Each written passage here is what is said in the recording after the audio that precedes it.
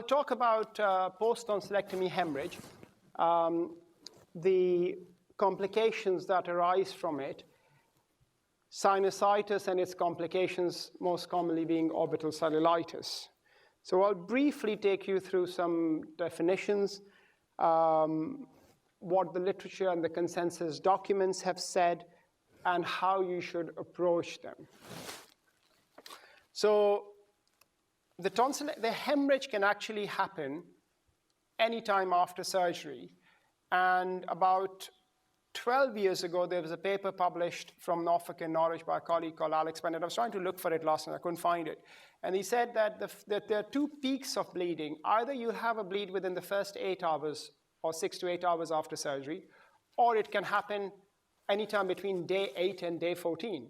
So either you can keep the patient in for 14 days or 24-hour ambulatory care and discharge them, because keeping them for 1 night or 2 nights does not make a huge difference. And there was very, very good evidence. Alex Bennett is the name. If you have a look, you'll find it. So primary hemorrhage is something which happens immediately after surgery or within the first 6 hours after surgery. And secondary hemorrhage is anything that happens after 24 hours. I've taken the intermediate definitions away here. There is the ENT UK. There was a tonsillectomy audit which was done when I was a trainee, which was going back about more than 10 odd years. This started in 2003, and completed a few years later, which mentioned that surgical technique actually affects the hemorrhage rates. And essentially, if cold steel with the ties has the lowest rate of hemorrhage, and the use of monopolar diathermy forceps had the highest use of hemorrhage. And also primary and secondary. And also what they mentioned was that the level of the surgeon's experience affects the hemorrhage rate as well. So the more junior the experience, in other words, the more rough methodology of technique, the more generous use of diathermy actually increases the rate of hemorrhage. So you have just done a tonsillectomy, you're called from the ward, and they've said the little Johnny on whom you operated a little while back this morning, he is now on the ward sitting up and bleeding. It's about 3 or 4 hours since you've done surgery. You said, right, I'm on my way in, I am going to have a look. The thing is, this child has had surgery, everything was stable, surgical blood loss were 5 or 7 ml, he's fine. You need to now come and assess. When you come to assess these children, do remember there is the blood loss which you can see, and there is the blood loss that you can't see, which means that there is blood that is being swallowed in the stomach as well. So always remember, what you see is a lot less than what is actually happening. So when you go there, you have to ask how long the patient has been bleeding for, how much blood has been lost, which is a bit of a meaningless question, and look at the observation chart. Look at the heart rate, look at the blood pressure, particularly look at the systolic and the diastolic pressure, because a widening pulse pressure is suggestive of somebody who's got a low volume. And this is what means that you should be, in any case, these patients should be going back to theater. Some of these patients, when you go to review them or follow them, on the ward post-operatively may not be spitting the blood out, but if you see that a child is sitting and having excessive swallowing, do have a look in the mouth, because it might be that there is a small bleed somewhere on the tonsillar fossa, which is not big enough that he would be spitting out, but it's going down. And again, this is something which you should be mindful of. Just because they're not spitting doesn't mean that they're not bleeding. What do you do next? So you go back to doing all the resuscitation maneuvers, the airway, bleeding, circulation. Go ahead and do a full blood count, group and cross-match these patients, go through a clotting profile, and if it's an adult who is teenager and above, suction, a nice wide bore suction, hydrogen peroxide goggles, and if they're slightly more amiable, lignocaine with adrenaline on a swab, or neat adrenaline 1 in 1,000 on a swab, and hold it on a tonsillar fossa. It's nothing, but you're just buying time. However, if it's a child, none of that can be done. So you don't have an option. You just do your basic ABCs, and you take the patient to theater. in theatre, you have to remember that the communication between the surgeon and the anaesthetist is of prime importance, because we are dealing with a child who's bleeding or who has bled. They are going to be putting the tube in a child who's profusely hemorrhaging or hemorrhaging, and there's one airway, and they can vomit as well because their stomach full of blood as well. So I always make sure that everything is laid out before you go in from suction. So make sure you have 2 suction machines, one for you, one for the anaesthetist. You've got ties there, bipolar diathermy there, a bronchoscopy kit on standby in case if they've aspirated while the anaesthetist is intubating. That's very important. And I now keep flow seal as well, which is the hemostatic matrix, because in cases of diffuse venous ooze for secondary hemorrhage, actually that works reasonably well as well. And lastly, if it's a child, do not forget that you get one of your juniors to get in touch with the pediatric ICU or get in touch with the nearest tertiary care unit, which does have a pediatric ICU, because if you don't have a backup, the child may need to be transferred. So this was an image I took from University of Flinders in Australia, and they did a study, and they clearly came out that whether it's adult or pediatric group, the post-tonsillectomy rate, as I mentioned earlier, pretty much from what Alex Bennett found out 12 years ago, is highest between days 6 and 8, and before that and after that it starts to taper off and peter off. Not to forget,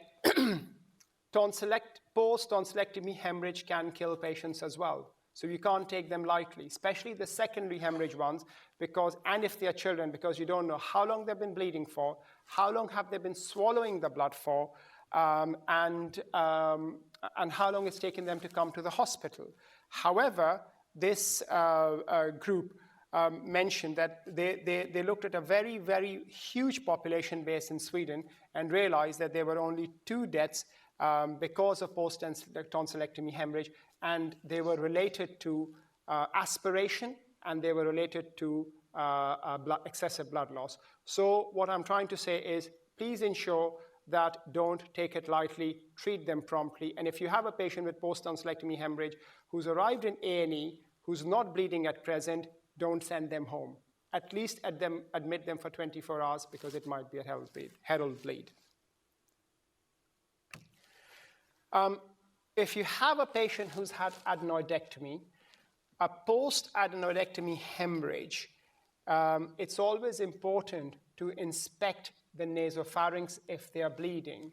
And the commonest cause of bleeding is either one of the vessels at the skull base have been damaged, because if you're curetting, the curette has been too deep, or some adenoidal tissue has been left behind. Those are the 2 commonest causes of bleeding. And that is why now I always tell everyone, use suction diathermy. That's the best way forward. It's safest, it's direct and visual. It takes a bit longer to learn this trick, but once you've learned it, it actually doesn't take that much longer, and the blood loss is very, very small.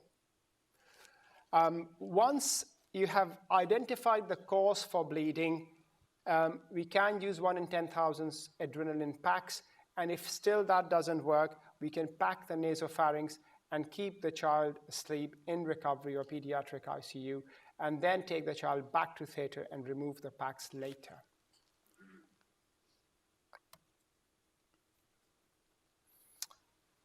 Any questions for tonsillectomy hemorrhage so far?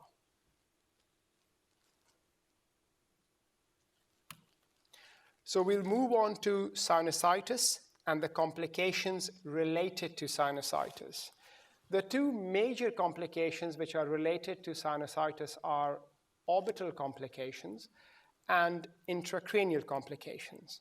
So orbital complications being orbital cellulitis, and intracranial complications we'll talk about later.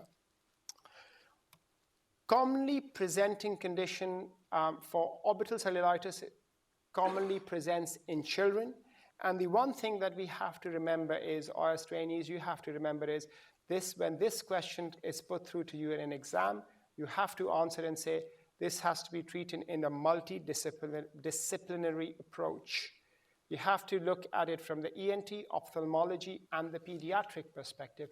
Pediatric perspective because you want to ensure that there are no other intracranial complications related with this patient, so the pediatricians have to assess, and everything else is also systemically monitored. When you approach the patient with orbital cellulitis, you have to assess the eye. I would always look how swollen the eyelid or the eye is, because it can look quite scary, but it may be something which needs just conservative treatment or IV antibiotics. So I would always lift the eyelid to assess if the patient actually has got proptosis, or is it just simply the swelling of the eyelid. Is the sclera injected? Is the chemosis of the eyeball?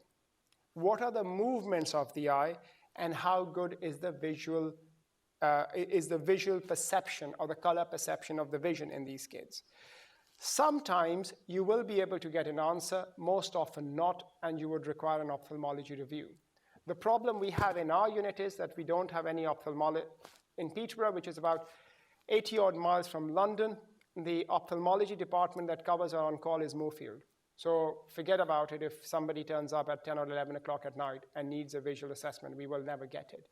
So we have to go ahead, assess ourselves, and proceed. So make sure that you look and assess that the eye is moving in all directions as much as possible. And then always have a Snellen's chart. Obviously, for Snellen's chart and all of these, you need to have a child or a person who's old enough to follow commands. If they are not able to follow commands and you feel you're not progressing well and you are concerned, then without delay, we should go ahead and request for a CT scan of the sinuses with contrast.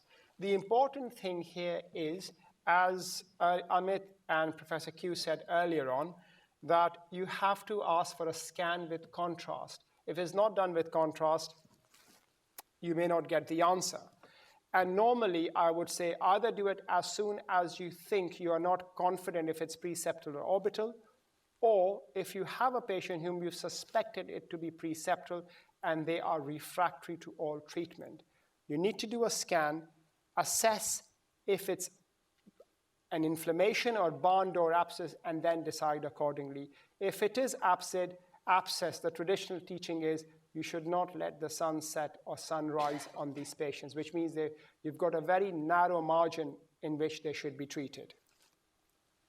I'll take you through Chandler's classification, which I'm sure you're all aware of. This was a very good diagrammatic representation I found. This is not mine. And in type 1 is essentially when there is just inflammation present in the preseptal area with no barn door pus formation.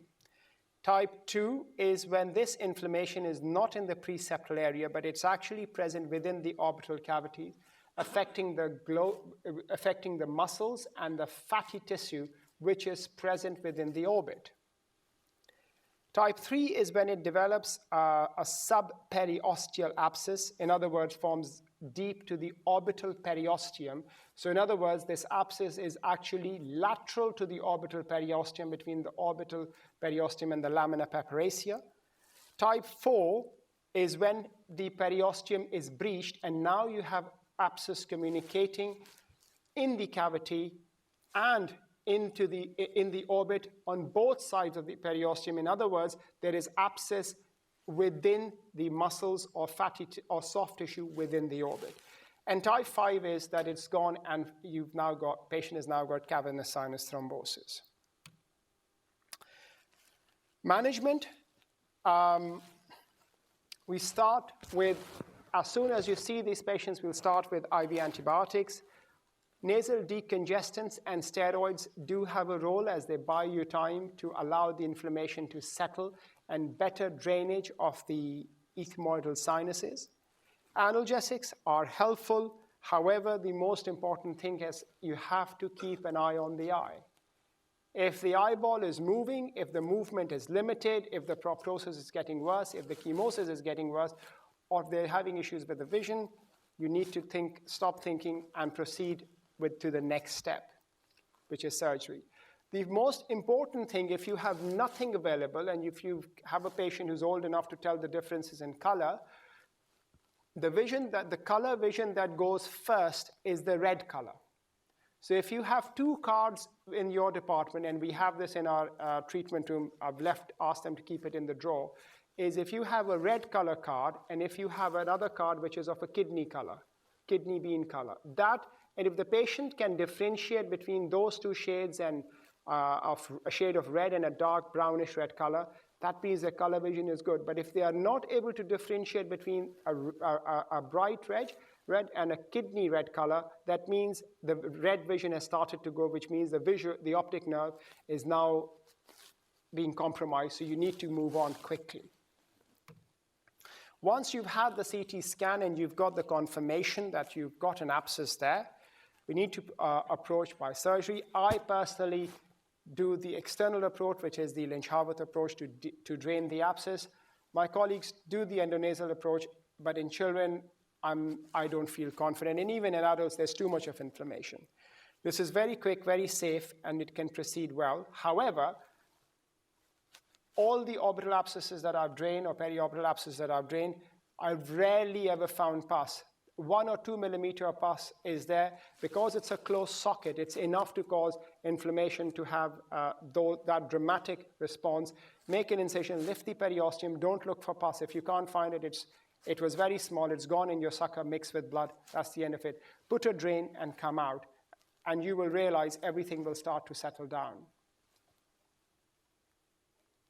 If you are struggling, or if by any chance the ethmoidal vessel has been breached, you can do a lateral canthotomy to save the patient's eye. That's the last resort. As I said, endonasal approach is not something I practice and not comfortable to do. However, it is something that is being done, but it is difficult as it's very inflamed, it's very engorged, and you have to skeletonize the lamina before you enter the orbit.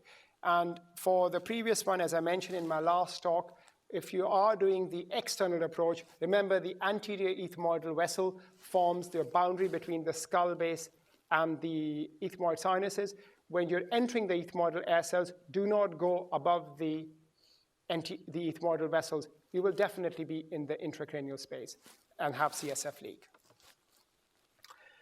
Bilateral involvement, you can have cavernous sinus thrombosis if the patient has got bilateral proptosis, chemosis, and that, unfortunately, once patients goes into that stage, it progresses very quickly because they are free anastomosing valveless venous system which cross-communicates. So this progresses very quickly, and patient can have retinal engorgement. We need urgent intervention, and MRI scanning is more sensitive than a CT, and I would always do an MR venogram or an MR contrast to see how well vascularized is the cavernous system.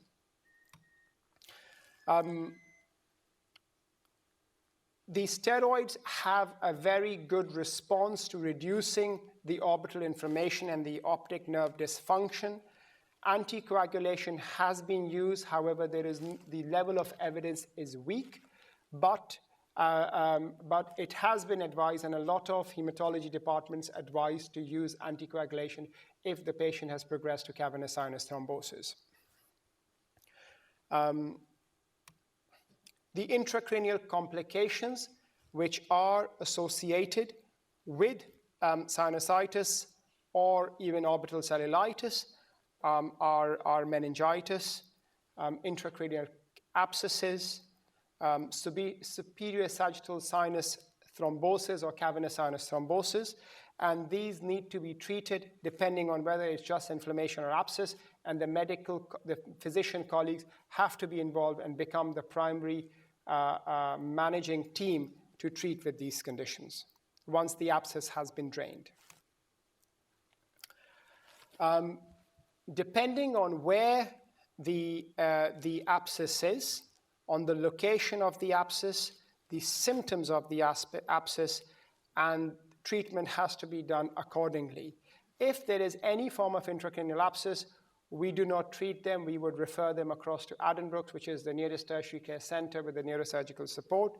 and they would accept them, and essentially the treatment is surgery by drainage and decompression of the abscess, and finally treated with IV antibiotics. And we usually have these patients back, and then the IV antibiotic usually continues. If there is associated osteomyelitis of the bone around that area, that requires IV antibiotics. That requires IV antibiotics for a longer duration of time, because the infection within the bone may take up to 3 months to resolve. So you have to be mindful that if there is associated osteomyelitis, especially around the frontal sinus area, that may take much longer to treat. Thank you. Any questions, please?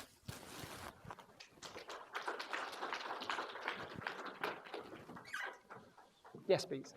Is there any role of steroids when a patient with orbital cellulitis would start to compromise the vision?